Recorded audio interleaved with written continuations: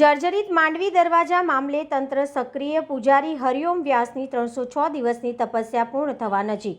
વડોદરા શહેરની ઐતિહાસિક હેરિટેજ ઇમારત માંડવી દરવાજા છેલ્લા ઘણા સમયથી જર્જરિત હાલતમાં હોવાને લઈને શહેરમાં ચર્ચા ચાલી હતી. આ મુદ્દે વિઠ્ઠલ મંદિરના પૂજારી હરિઓમ વ્યાસ છેલ્લા 306 દિવસથી ઉઘાડા પગે ફરી તપસ્યા કરી રહ્યા છે. હવે તેમની તપસ્યા પૂર્ણ થવા જઈ રહી હોવાનું જાણવા મળે છે. આ વચ્ચે વડોદરા મહાનગરપાલિકાના મ્યુનિસિપલ કમિશનર મહેશ બાબુ, સ્થાયી સમિતિના અધ્યક્ષ ડોક્ટર શીતલ મિસ્ત્રી તથા મનપાના અધિકારીઓ અને ઇજનેરો દ્વારા માંડવી દરવાજાની સ્થળ મુલાકાત લેવામાં આવી હતી. મુલાકાત દરમિયાન ઇમારતની હાલતનું નિરીક્ષણ કરી આવશ્યક સુધારા કાર્ય અંગે ચર્ચા કરવામાં આવી હતી. મ્યુનિસિપલ કમિશનર મહેશ બાબુએ જણાવ્યું હતું કે માંડવી હેરિટેજ બિલ્ડિંગના સ્ટ્રક્ચર, પિલર, છત સહિતના વિવિધ ભાગોના રિપેરિંગ અને સંરક્ષણનું કાર્ય શરૂ કરવામાં આવશે. આ કામગીરી તબક્કાવાર હાથ ધરવામાં આવી આગામી 3 વર્ષમાં પૂર્ણ કરવામાં આવશે તેવી માહિતી આપવામાં આવી છે. શહેરની ઐતિહાસિક ધરોહરનું સંરક્ષણ કરવા તંત્ર દ્વારા લેવામાં આવેલા પગલાંને લઈને સ્થાનિકોમાં આશાવાદ વ્યક્ત કરવામાં આવ્યો.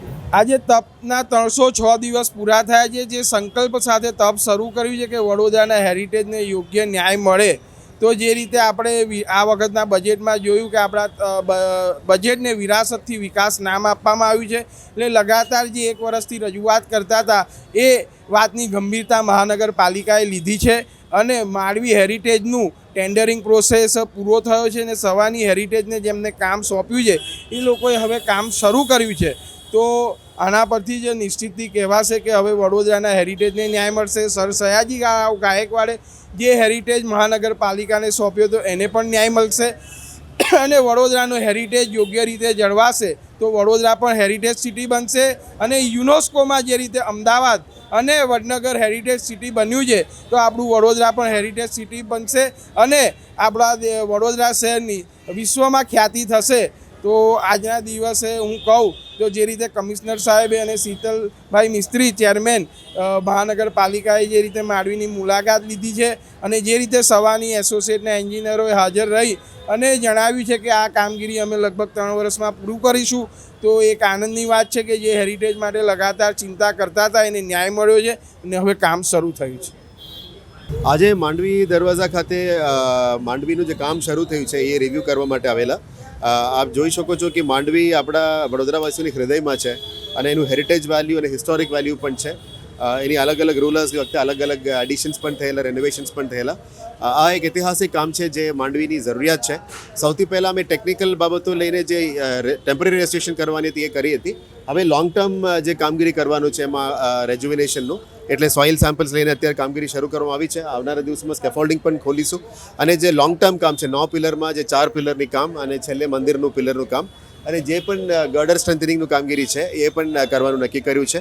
આશા રાખીએ કે અત્યારે વડોદરા મહાનગરપાલિકામાં અમે હેરિટેજ સેલ જે ફોર્મ કર્યા છે આનાથી આવનારા દિવસોમાં તમામ હેરિટેજ સ્ટ્રક્ચર્સ જે વડોદરા સિટીમાં છે એ કામગીરીમાં વેગ મળશે અને આશા રાખીએ કે વડોદરાનું આ હેરિટેજ વેલ્યુ પાછા અમે આપી શકીએ છે.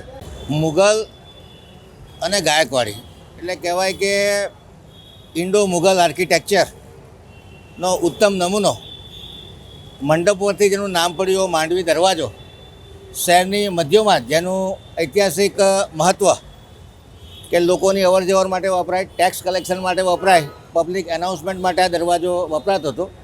એટલે આનું એક મોડર્ન જમાનામાં શહેરીકરણના સમયમાં પણ એક ઐતિહાસિક ઇમ્પોર્ટન્સ છે. વડોદરા શહેરનું મુખ્ય આકર્ષણ ગણી શકાય. 1526માં સુલતાન મુઝફ્ફર દ્વારા દરવાજો બનાવવામાં આવ્યો હતો. ત્યાર પછી 1856ની આસપાસ આની પર બીજા 2 માળ ગાયકવાડ ડાયનેસ્ટી દ્વારા એડ કરવામાં આવ્યા હતા. ધીરે ધીરે હવામાનની અસર સાથે સાથે એનો પીરિયડ થતો જાય એટલે કોઈ પણ સ્ટ્રક્ચર હોય એ વીક પડતું જાય. વાઇબ્રેશન, નોઇઝ પોલ્યુશન વત્તા ધુમાડાનું પોલ્યુશન આ બધાને લીધે માંડવી દરવાજાનું વેર એન્ડ ટેર થતાં જર્જરિત થયો.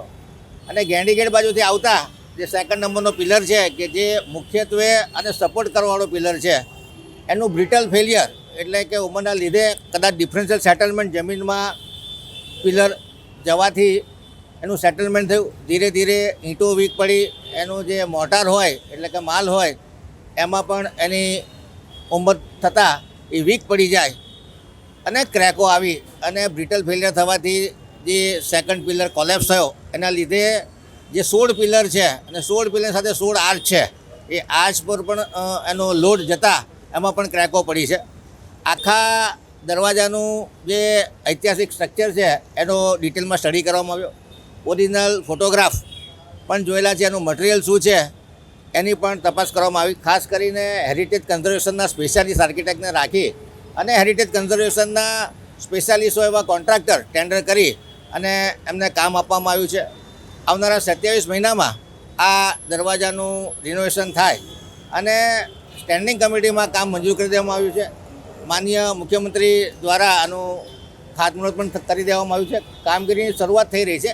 ત્યારે આજે મેં અને કમિશનરે એરિયાની મુલાકાત લીધી છે અને જે ઓન સાઇટ એન્જિનિયરો છે એમની જોડે ચર્ચા વિચારણા કરી છે. આગામી સમયમાં જે ઓરિજિનલ મટીરિયલ છે એટલે કે ખાસ કરીને કહેવાય કે લાઇમનું પ્લાસ્ટર એટલે લાઇમ, ગુગળ, મેથી આ જે જૂના જમાનામાં જે મોટર વપરાતો હતો એ વાપરવામાં આવશે. આ બધા મેશનરીના પિલર છે. મેશનરી એટલે કે ઈંટોના ચણતરથી જે લોકલી અવેલેબલ ઈંટો હતી એના પિલર છે અને જે આર્ચ છે એમાં વેજ શેપની ઈંટોથી બનેલી આર્ચો છે. આનું લોડ બેરિંગ પ્રોપર થાય, એનો ઓરિજિનલ લુક બગડે નહીં અને એની ડ્યુરેબિલિટી વધે. એટલે કે આ કામ પૂર્ણ થયા પછી ડિફેક્ટ લાયબિલિટી પીરિયડ 10 વર્ષનો રાખવામાં આવ્યો છે. સાથે સાથે કોડ ઉંદરનો ત્રાસ હોવાની પણ શક્યતાઓ છે. આથી રોડન્ટ કંટ્રોલની જવાબદારી પણ ઇજાદારને સોંપવામાં આવી છે. તમામ પ્રકારના ટેસ્ટિંગ કરવામાં આવશે, લોડ બેરિંગ ટેસ્ટિંગ કરી અને આ સ્ટ્રક્ચર આવનારા 50 વર્ષ સુધી સ્ટેબલ રહે એ માટે કામગીરી કરવા માટે એજન્સીને સૂચના આપવામાં આવી છે.